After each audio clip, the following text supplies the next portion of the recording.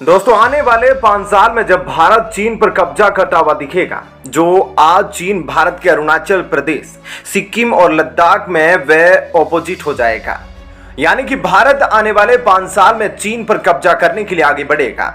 अब defending nature को भारत ने छोड़ दिया है, बल्कि अब अटैकिंग नेचर भारत अपना रहा है। लेकिन इन सब के बीच जो सबसे बड़ा की रोल है मंगोलिया का, वह दिख रहा है। मंगोलिया कैसे भारत को चीन पर जीत दिलाएगा, आज हम इस वीडियो में आपको आगे डिटेल में बताएंगे, इसलिए वीडियो को ध्यान से देखिएगा। इसमें ज्यादातर हम आपको वर्ल्ड मैप के जरिए समझाएंगे, तो चलिए समझते हैं। दोस्तों मंगोलिया स्ट्रेटेजिकली बहुत ही इंपॉर्टेंट है। मंगोलिया की लोकेशन की बात करें तो यह एशिया में है और इसके ऊपर रसिया है, जबकि इसके नीचे चाइना। यह फ्यूल और इलेक्ट्रिसिटी के लिए रसिया पर डिपेंडेंट है और इसी बीच इंडिया ने यहां पर रिफाइनरी स्टेब्लिश करने की शुरुआत कर दी है। चाइना अपना 50% से ज्यादा एक्सटर्नल ट्रेड मंगोलिया के साथ करता है। ज्यादातर जो मेजर गुड्स है वह चाइना से मंगोलिया में आते हैं और मंगोलिया चाइना को वापस भेजता है कोल, गोल्ड और कॉपर। ऐसे में मंगोलिया एक तरीके से चाइना और रूस के बीच फंसा हुआ है।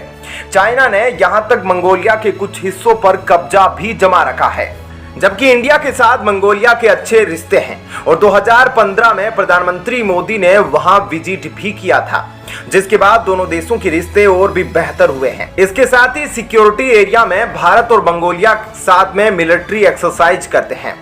मंगोल मिलिट्री को भारत ट्रेनिंग भी देता है। साथ ही मंगोलिया में न्यूक्लियर रिएक्टर और टेक्नोलॉजी बनाने में भी इंडिया पार्टनर है। इसके अलावा डिफेंस ऑपरेशन में भी दोनों देशों का ज्वाइंट वर्किंग ग्रुप है और नोमैडिक एलिफेंट नाम की मिलिट्री एक्सरसाइज और साथ ही खान कवरेस्ट नाम की मल्टीलेटरल एक्सरसाइज में भी दोनों देश साथ में शामिल होते हैं। साथ ही कल्चरल डिप्लोमेसी भी दोनों देशों में कॉमन है। अब इंडिया मंगोलिया को मदद के रूप में कैसे देखता है, तो आपको बता दें कि भारत का पड़ोसी चाइना है। चाइना के साथ हमारे रिश्ते खराब है बाउंड्री को लेकर, लेकिन जो हमारे दुश्मन का पड़ोसी है वह हमारा दोस्त है। यानी मंगोलिया के साथ बेहतर रिश्ते भारत को अपने दुश्मन पर, चाइना पर प्रेशर क्रिएट करने में मदद करेगा। आपको बता दें कि मंगोल खुद एक डेमोक्रेटिक पार्टनर चाहता है। मंगोलिया चाहता है कि उसकी चाइना पर जो पुरानी डिपेंडेंस है उसको कम करे और ऐसे में भारत भी मंगोलिया को सपोर्ट करना चाहता है।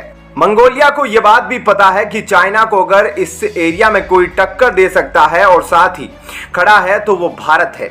इसलिए हम पिछले कुछ समय से देख रहे हैं कि मंगोलिया हमारे साथ आ रहा है। ऐसे में शायद आपने मंगोलिया का नाम चर्चा में ना सुना हो, लेकिन स्ट्रेटेजिकली बहुत ही ज्यादा इंपॉर्टेंट है, क्योंकि चाइना अब नेपाल को घेरना चाह रहा है, भूटान को घेरना चाह रहा है, वहां प्राइम मिनिस्टर से मिल रहा है और उनको भड़काने की कोशिश कर रहा है, भारत के खिलाफ अपनी पॉलिसी में बदलाव लाने को कह रहा है। ऐसे में आपको नहीं लगता कि भारत को मंगोलिया पर और ज्यादा इन्वेस्ट करना चाहिए, क्योंकि चीन स्ट्रिंग ऑफ पर्ल्स पर भारत को घेरने की पूरी तैयारी में लगा है। ऐसे में भारत भी अपनी पूरी तैयारी में लगा है और भारत ऐसे ही चीन को अपने ऊपर नहीं कब्जा करने देगा। और ऐसे में स्ट्रेटेजिकली अगर देखा जाए तो मंगोलिया के साथ भारत को लेना बहुत जरूरी है और भारत अपनी तरफ से हर कोशिश कर रहा है मंगोलिया की चाइना पर डिपेंडेंस को धीरे धीरे कम करके कम हो जाए, जो कि मंगोलिया खुद भी चाहता है। ऐसा करके भारत और मंगोलिया के रिश्ते जो पहले से ही काफी अच्छे हैं वे आगे चलकर और भी मजबूत हो जाएंगे और दोनों साथ मिलकर चाइना के खिलाफ खड़े हो जाएंगे। तो दोस्तों ऐसे में इस खबर के बारे में आपकी क्या राय है, हमें कमेंट करके जरूर बताएं और अब आपको बताते हैं ऐसी ही एक और बड़ी खबर। दोस्तों इस समय भारत ने बॉर्डर पर पाकिस्तान को सबक सिखाने का अच्छा खासा इंतजाम कर रखा है। लगातार बॉर्डर पर पाकिस्तान की ठुकाई करने में लगा हुआ है। ऐसा करके भारत द्वारा बॉर्डर पर पाकिस्तानी आतंकियों को रोका जा रहा है, जिन्होंने भारत में एंट्री करने की पूरी प्लानिंग कर रखी थी।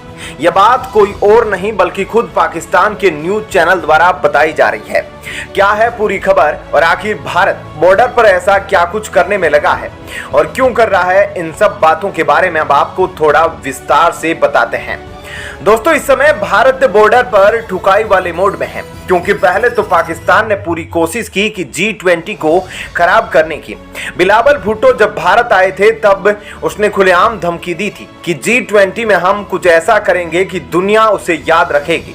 यह उनके द्वारा एक इंटरव्यू में साफ साफ बोला गया था और इससे यह समझ आ गया था कि यह G20 की मीटिंग सफल होने नहीं देना चाहते। इसके लिए बड़ी प्लानिंग की गई और जो बॉर्डर इलाका है उस इलाके में बड़े बड़े ग्रुप बने ऐसे आतंकवादियों के, जिन्हें जम्मू कश्मीर में घुसाया जाएगा और भारत के कई इलाकों को दहलाने की बातें कही गई थी। और यह सोच रहे थे कि भारत को इतना डरा देंगे कि G20 के प्रतिनिधि देश आने से ही मना कर देंगे। इन्होंने कुछ ऐसा ही सोचा था और ऐसे में धड़कनें बढ़ी हुई थी जब श्रीनगर में ही खासतौर पर कई आयोजन हो रहे थे G20 के, और ऐसे में तब लग रहा था कि कब कौन सा धमाका हो जाएगा यह कहना मुश्किल है। लेकिन G20 पूरे शानदार तरीके से हुआ और इस दौरान प्रतिनिधि झील में भी गए और बोट में सवारी भी की, पैराग्लाइडिंग, और ऐसे में उन्होंने जम्मू कश्मीर की वादियों का अच्छे से मजा लिया। यह सब चीजें देखकर पाकिस्तान अंदर से पूरा जल भुन गया था। आखिर भारत ने इसे सफलतापूर्वक कैसे कर लिया, इसके नतीजे भी देखे कि क्या होता है। उसका नतीजा यह होता है कि जम्मू कश्मीर में मीटिंग होती है और मीटिंग होने के बाद UNSC में भी इसका नतीजा दिखता है। इस लिस्ट से भी भारत को बाहर कर दिया जाता है, जिस लिस्ट के अनुसार जम्मू कश्मीर में भारत बच्चों के ऊपर सेना की कार्रवाई में कठोरता बरत रहा था। ये आरोप भारत पर लगाए गए थे, यानी कि UN ने पल्ला झाड़ना शुरू कर दिया और UN ने साफ साफ कह दिया कि कश्मीर भारत का है और भारत बिल्कुल सही दिशा में चल रहा है। ऐसे में आपको लग रहा होगा कि भारत ने बड़ी आसानी से सारी मीटिंग भी ठीक से करवा ली, सब कुछ शांति से करवा लिया, लेकिन ऐसा नहीं है। पाकिस्तान के खुद के अखबार कह रहे हैं यहाँ पर सब शांति ही शांति नहीं है, क्योंकि भारत में बॉर्डर पर जो ठुकाई की है उस ठुकाई ने शांति को बरकरार करवा दिया। चाहकर भी पाकिस्तानी आतंकवादी कुछ नहीं कर पाए। आतंकवादियों ने तो एक फ्रंट बना लिया था, पीपुल्स एंटी फासिस्ट फ्रंट, और इसके तहत जैसे मोहम्मद के आतंकी घुसने वाले थे, लेकिन भारत को इंटेलिजेंस इनपुट मिलते चले गए और भारत ने बॉर्डर पर ही इनकी ठुकाई शुरू कर दी। कहा जाता है कि भारत की स्पेशल फोर्स इस वक्त 12 बटालियन के साथ है। यह दनादन ठोके जा रहे हैं। कश्मीर और LOC में पाकिस्तान के मेंबर को वहां के कैडर्स को कहा जा रहा है। अभी तक 15 पाक रेंजर्स ऊपर पहुंचाए जा चुके हैं और यह सब कुछ कहा जा रहा है। सामना टीवी के द्वारा, जो खुद पाकिस्तान का टीवी चैनल है, वह कह रहा है कि भारत स्पेशल फोर्स के साथ उतरा है क्रॉस बॉर्डर ऑपरेशन में और भारत लगातार ठुकाई किए जा रहा है। ऐसे में इस बात से आप खुद ही अंदाजा लगा सकते हैं कि इस समय पाकिस्तान भारत बॉर्डर पर क्या कुछ चल रहा है और पाकिस्तान के क्या हालात है। तो दोस्तों ऐसे में आपको क्या लगता है कि भारत जो कर रहा है वह सही कर रहा है या नहीं? इस बारे में हमें कमेंट करके जरूर बताएं।